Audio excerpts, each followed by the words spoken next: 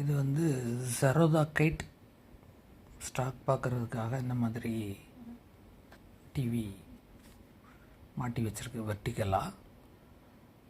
அப்புறம் இந்த sale offers அதெல்லாம் மொபைலில் இப்படி ஸ்க்ரோல் பண்ணி பார்த்துட்ருக்குது சின்னதாகவும் கஷ்டமாகவும் இருந்தது. அப்புறம் என்ன ஸ்க்ரீன் மிரரிங் பண்ணலாமா என்னென்னு பார்க்கும்போது கம்ப்யூட்டரில் ரெசிபி மானிட்டர் தான் அது. ஸோ கைட் ஆப்பை டவுன்லோட் பண்ணிடலாம். டவுன்லோட் பண்ணிவிட்டு அப்படி இதிலே ஸ்க்ரோல் பண்ணி பெரிய ஸ்க்ரீன்லேயே நம்ம பார்த்துக்கலாம் அப்படின்ட்டு.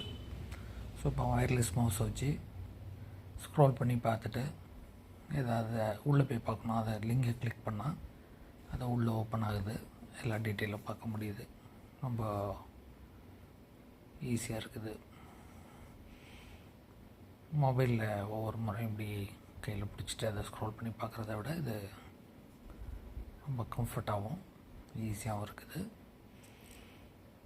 ரொட்டேட்டிங் மானிட்டரோ இல்லை இந்த மாதிரி வெர்டிக்கல் டைப்பில் நீங்கள் உங்கள் டிவியை மாட்டி வச்சுருந்தீங்க அப்படின்னாலும் இல்லை ஹரிசாண்டலாக இருந்தால் கூட பெரிய ஸ்க்ரீனாக இருக்கும்.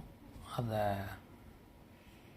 அவங்க இதோடி ஸ்க்ரீன் மிரரிங் பண்ணியோ இல்லை கம்ப்யூட்டர் இருந்தால் அதை கூட கனெக்ட் பண்ணி அதில் இந்த மாதிரி டெலிகிராம் ஆப்பை இன்ஸ்டால் பண்ணிவிட்டு அதில் நீங்கள் இப்படி பார்த்தீங்கன்னா பார்க்குறதுக்கு ஈஸியாக இருக்கும். கண்ணுக்கும் ரொம்ப இது கிடையாது. அதில் வந்து நீங்கள் ஜூம் பண்ணுறதில் பண்ணிக்கலாம், மேக்னிஃபை பண்ணிக்கலாம், இல்லை சின்னது பண்ணிக்கலாம். நல்ல ஆப்ஷன்ஸ் இருக்குது. ரிவ்யூஸ்லாம் அதிலே பார்க்க முடியுது. எவ்வளோ ப்ரைஸ்லேருந்து எவ்வளோ கம்மியாக இருக்குது அப்படிங்கிற டீட்டெயிலும் அதில் இருக்குது.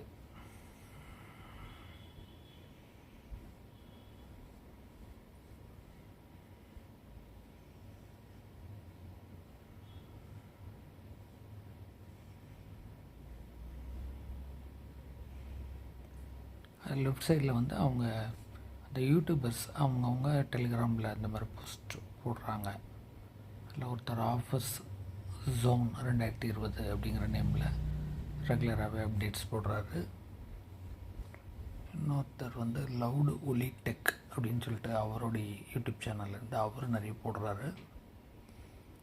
ஆதித்யா டெக் அப்படின்னு ஒரு யூடியூப் சேனல் அவர் போடுறாரு. இன்னொருத்தர் ஏடிடி டீல்ஸ்ன்னு சொல்லிட்டு அவரும் கொஞ்சம் அப்டேட் போடுறாரு. இதுபோல் நம்ம எதாவது பொருள் வாங்குகிறோன்னா ப்ரைஸ் ஹிஸ்ட்ரின்னு ஒன்று இருக்கும்.